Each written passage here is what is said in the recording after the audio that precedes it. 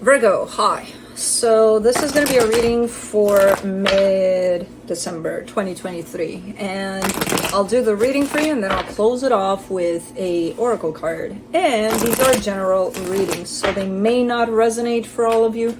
If they do, there is an extended at the end of the video. You can check out the link for that in the description box below if you want. Let's see, Virgo. Let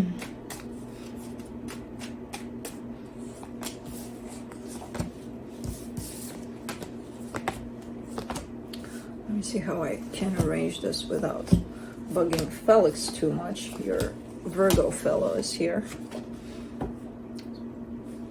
The overall energy for the reading, the Queen of Cups. That's a lot of love you carry for a situation.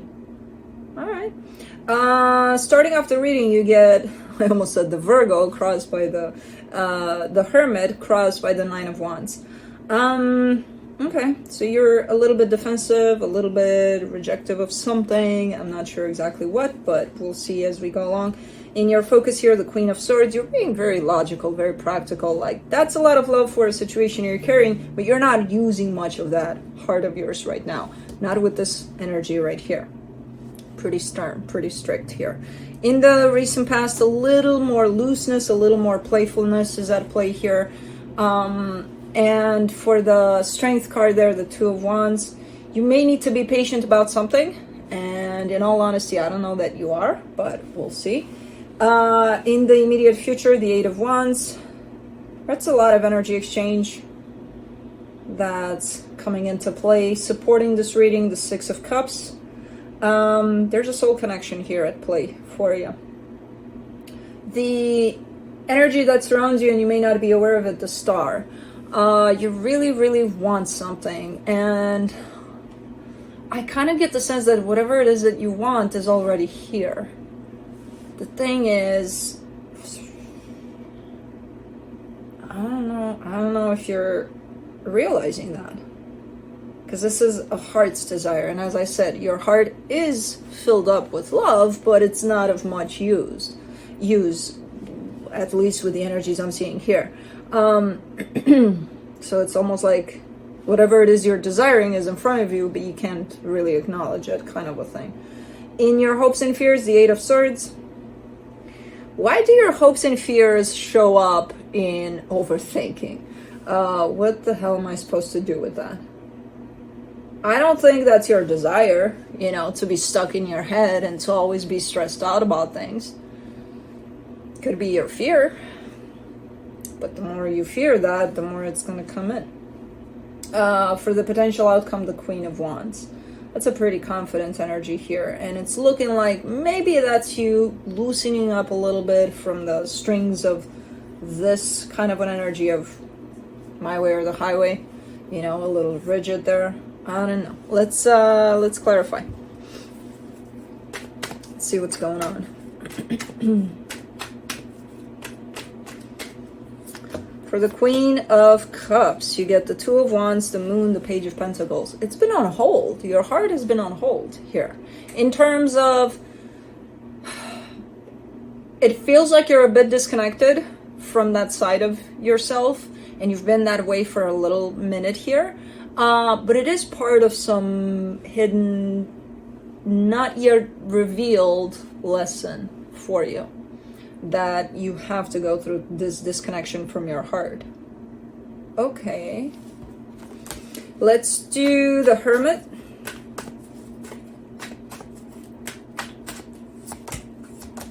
The Ace of Swords, the Nine of Cups, the Six of Swords.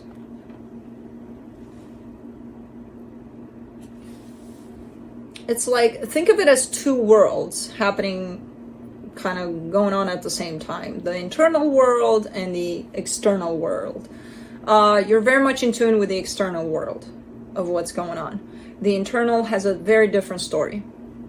The internal is pursuing what your heart desires. It's giving energy to what your heart desires. The external kind of cuts that off. It's like, I'm not interested in that. I got other stuff to deal with. All right, let me do the Nine of Wands. Yeah, the Two of Cups, the Five of Pentacles, the Magician. Interestingly enough, you're manifesting what's going on in the internal. So you're manifesting for you and another person to be together in this beautiful energy of love and all of that. But because there's so much fear that has taken over, you created the external, in which you can just reject this anytime you want and do whatever you want with it at any time you want. Whatever. I don't give a shit about this. I don't care. My way or the highway. I'm going to take charge. I'm going to make things happen in this way and in that way and blah.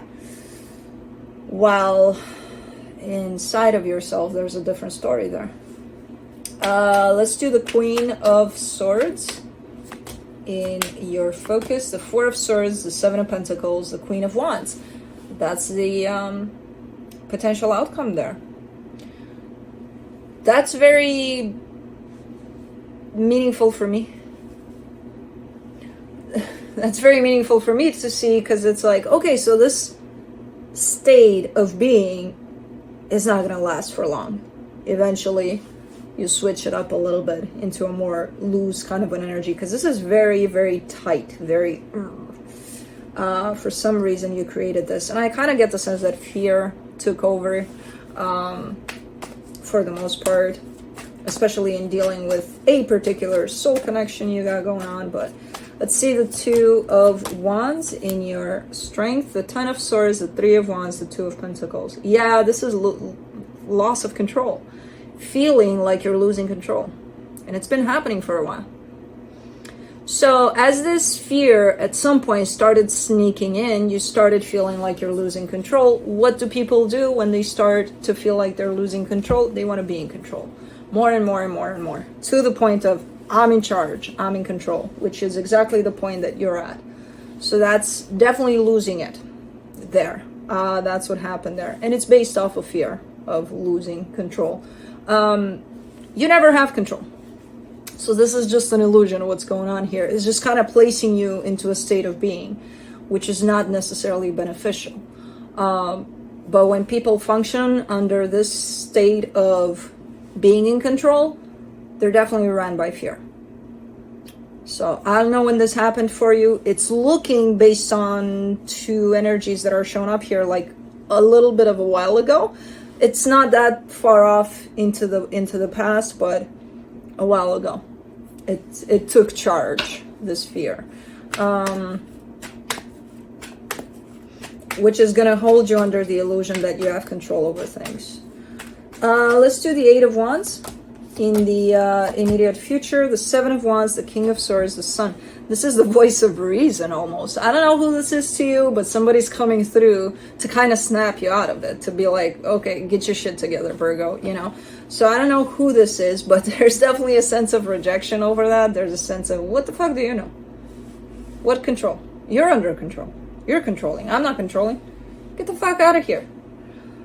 So quite defensive here, but it is looking like a well-intended energy, like a, you know, and it could be from anybody. It could be your best friend. It could be anybody, basically.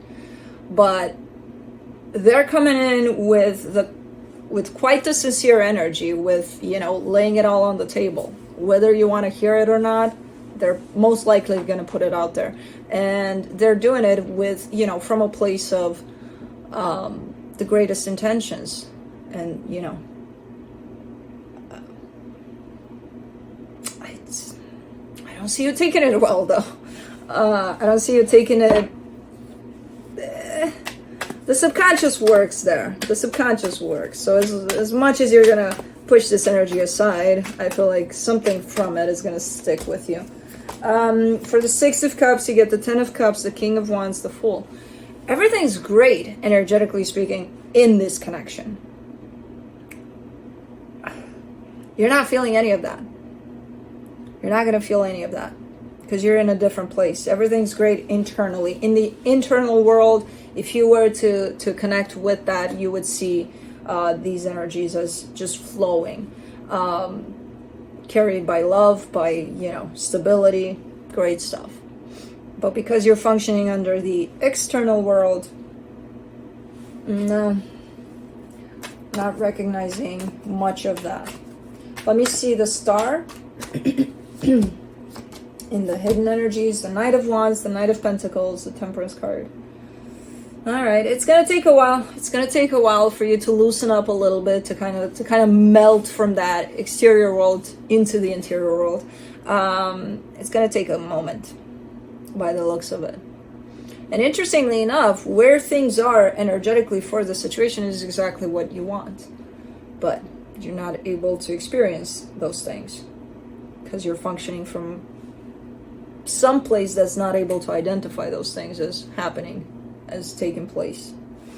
So it's gonna take a minute for you to come back into a place that's gonna be able to identify that, wait a minute, it was here all along, you know, kind of a deal. For the Eight of Swords, in your hopes and fears, you get the Judgment card, the Tower, the Four of Cups.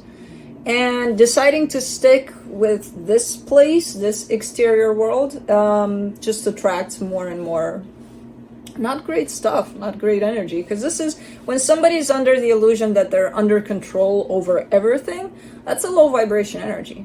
Guess what it's going to attract? A lot of that. So it's like you're always upset. I wonder why. Because you think you're in control of this cat moving this little hair here to the left, and it's like, oh, they moved it to the right. Fuck. Why didn't they move it to the left? I wanted for them to move it to the left. What are you doing, Felix? You know? So of course you're going to be unhappy all the time.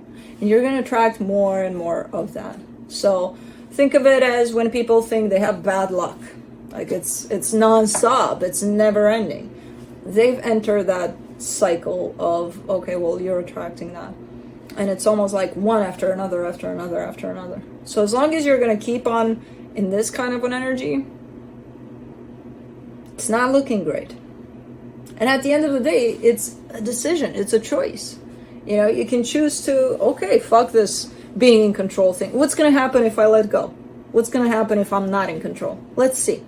You know? Let's see. Let's do the Queen of Wands for the potential outcome. The Knight of Cups, the Hierophant, the High Priestess. You're coming back. Whew. Man, you're coming back big time. Coming back to your heart, coming back to connecting to that inner world that's, again, completely different than what the outside world is trying to create here for you. Coming back in tune with yourself, with your intuition, with your heart. And it's showing up. It's definitely visible on the surface too with this Queen of Wands. Great. So yeah, it's a matter of, again, waking up one day and being like, fuck this shit. Let's see what happens if I let go of control. You know, so cool. Let me do the universe. Let's see what's going on here for you. The Lovers, the Knight of Cups, the World card. Yeah. And it's all, a lot of it from what's going on here is tied up to this connection that seems to be very important to you and very close to your heart. And it's almost feeling like you're missing a big chunk of it because, you know, you're not seeing it for what it is necessarily. You're seeing it through the lens of, let me control it to be something that I want it to be because I'm scared of losing it. Which is not fair for you, not fair for them, not fair for this connection, you know? So, let's do the Queen of the Moon Oracle.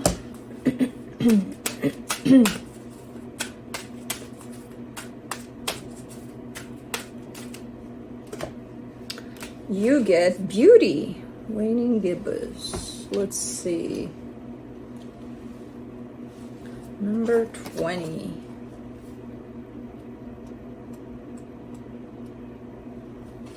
Whoa, it's a long one. Woo! Okay, we're gonna be here for a while. Hold your horses. Beauty. Beauty is like medicine. It can heal even the most broken spirit. Beauty is everywhere in nature. Just look. Beauty comes in many forms and we can choose to find it. I love how I look. Rid yourself of clutter and what you find disagreeable. And a quote, I see beauty everywhere and it raises my vibration. One of the high needs in my life is that of beauty. I need to be exposed to what I find beautiful, often to be at my best. You might find that a strange need, but it's far from uncommon, especially among creatives creatives and artists. Beauty to me isn't lots of makeup or fancy skincare or society's current beauty ideal. For me, beauty is nature and having things I find beautiful in my environment. I look around me as I write and I can see the inky dark clouds racing across a violet sky and the birds riding the wind, and it's beautiful.